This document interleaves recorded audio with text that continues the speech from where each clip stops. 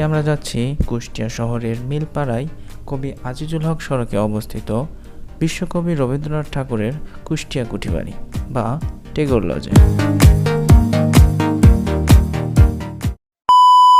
ওয়ালাইকুম ভিউয়ার্স, কেমন আছেন সবাই? আজকে আমরা আসছি কুষ্টিয়া কুঠিবাড়ি, রবীন্দ্রনাথ ঠাকুরের কুষ্টিয়া কুঠিবাড়ি, যেটাকে আমরা চিনি টেগোর লজ হিসেবে।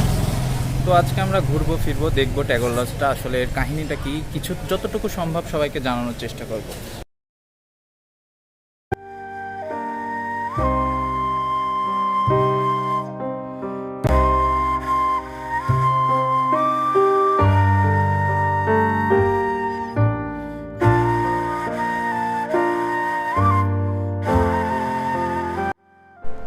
কবি রবীন্দ্রনাথ ঠাকুরের স্মৃতিমাখা লাল রঙের দোতলা কারুকার্য খচিত টেগোর লজ। এই টেগোর লজের প্রথমেই চোখে পড়বে কবিগুরুর একটি আবক্ষ মূর্তি।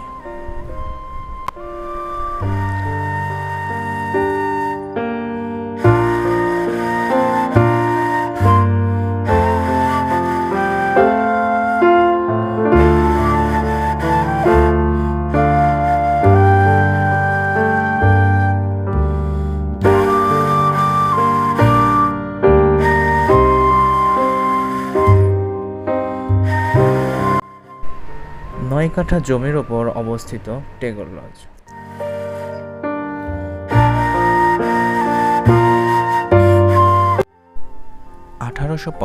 সালে কবি যখন ব্যবসায়িক কাজে কুষ্টিয়া আসেন, তখন তিনি এই ভবনটি নির্মাণ করেন।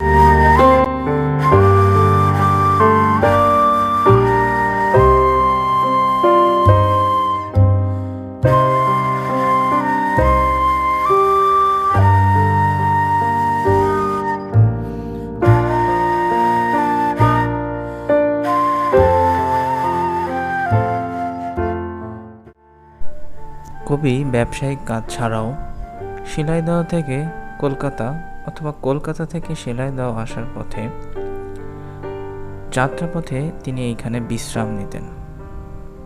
শিলাইদহ থেকে পালকি যোগে কুষ্টিয়া এসে এখানে বিশ্রাম নেওয়ার পরে আবার তিনি ট্রেনে করে কলকাতার উদ্দেশ্যে রওনা হতেন।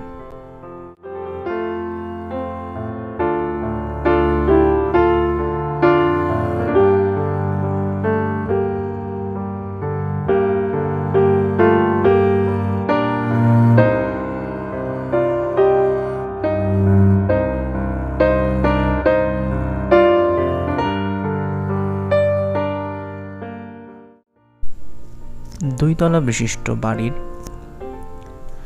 নিচতলায় রয়েছে একটি বড় হল ঘর। বাড়ির দোতলায় ওঠার জন্য পশ্চিম পাশে কুঠুরির কোণায় আছে একটি পেঁচানো লোহার সিঁড়ি। সিঁড়ি বেয়ে উপরে উঠলেই দেখা মিলবে তিনটি ঘরে।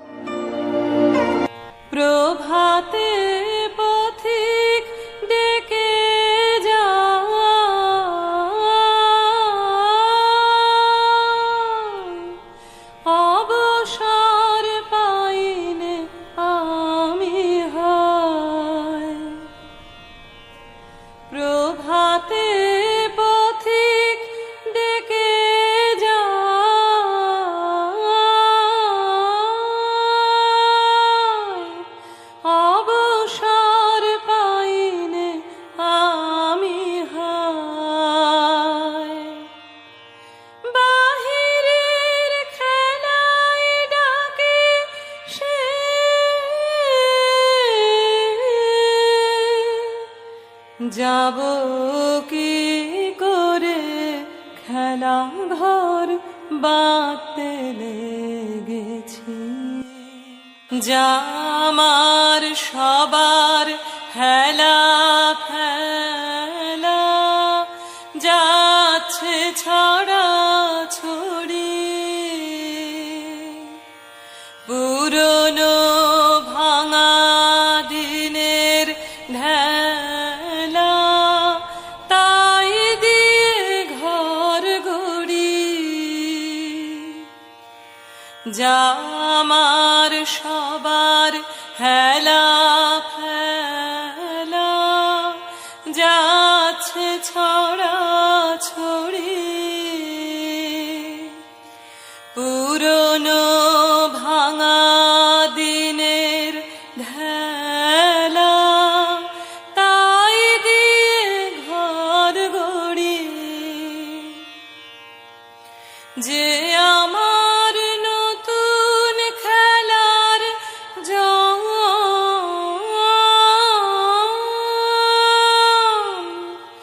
তারি এই খেলার সিংহাসন।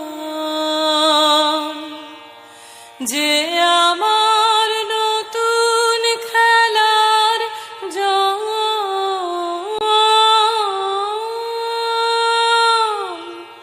তারি এই খেলা। দোতলার পেছন দিকে রয়েছে একটি বেলকনি।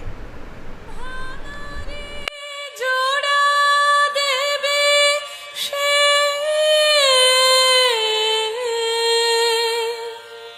কিসের মন্তরে খেলা ঘর বাঁধতে লেগেছি।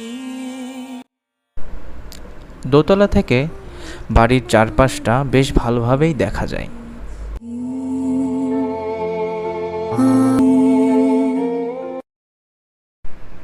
1892 সালে কবি পারিবারিক জমিদারিত্ব গ্রহণ করে। পরবর্তীতে তিনি 1895 সালে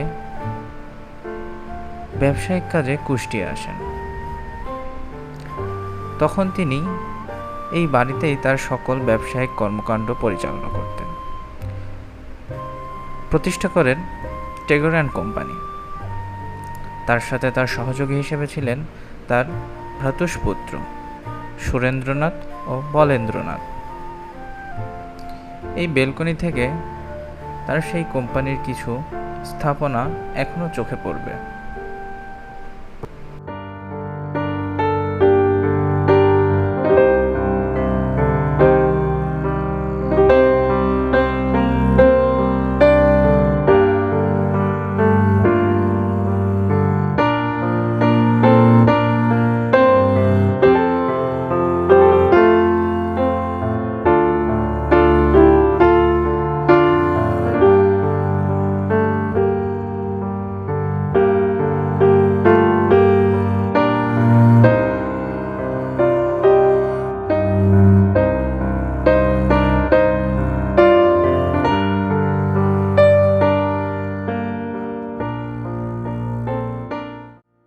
পরবর্তীতে কবির টেগর অ্যান্ড কোম্পানি লোকসানের সম্মুখীন হন। তখন কবি তার শ্বশুরবাড়ির এলাকা খুলনার ছেলে যজ্ঞেশ্বরকে এনে কোম্পানির সমুদয় দায়ভার বুঝিয়ে দেন। কোম্পানি লাভের মুখ দেখেন। পরবর্তীতে কবি মাত্র 3000 টাকার বিনিময়ে যজ্ঞেশ্বরকে কোম্পানির সমুদয় যন্ত্রপাতি লিখে দেন এবং পুরো 2 বিঘা এলাকা বাৎসরিক মাত্র 50 টাকা খাজনার বিনিময়ে যজ্ঞেশ্বরের কাছে হস্তান্তর করেন।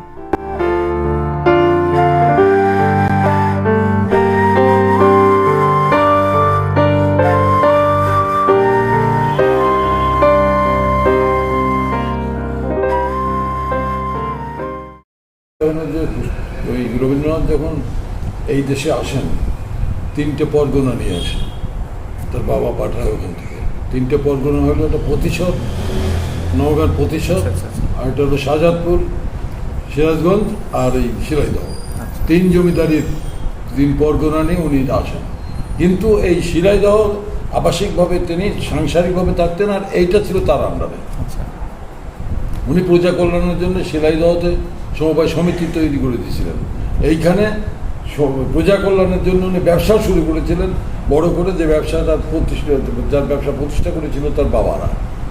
পৈতৃক ব্যবসা, কিন্তু ডাল গম এই সমস্ত বস্তায় করে বিক্রি করতো পাইকারি। আচ্ছা। কিন্তু প্রজারা বাইরের থেকে কিনে নিয়ে এসে এখানে আসলে এই যে গোডা ওই পিছনে যে গোডাউন ভাঙা ছিল ওইখানে রাখতেন, এখান থেকে বিক্রি হতো। তারপর পাটের ব্যবসা শুরু করেছিলেন। তো পাটের ব্যবসাতে পাট এখানে বেল করে কলকাতায় যেত, কলকাতা হেড অফিস, ওখান থেকে রপ্তানি হতো, সোনালী আঁশের ভালো ব্যবসা হতো। এরকম করতে করতে করতে করতে পরবর্তীতে আমাদের এখানকার লোকের অসহযোগিতায় পাটের ব্যবসা লস হয়ে যায়। তৎকালীন সময় 1 লক্ষ টাকার উপরে পাটের ব্যবসা লস হয়। লস হওয়ার পরে উনি যজ্ঞেশ্বরের নাম শুনেছ, নাম শুনেছ। যজ্ঞেশ্বর তার শ্বশুরবাড়ির আত্মীয়, ও খুব কর্মঠম যুবক ছিল, ওকে নিয়ে আসে। ও আসে ওই ব্যবসার হালটা ধরে বলে, জামাইবাবু দাঁড়ান দেখি, আমি দেখি কী অবস্থা। হালটা ধরে তখন ওই পাটের ব্যবসা যে দেনাটা শোধ হয়, কিছু লভ্যাংশ আসে, লাভও কিছু হয়। হওয়ার পরে চলতে চলতে চলতে চলতে তার পরবর্তীতে যা হবার তাই আবার ওই লস। আচ্ছা।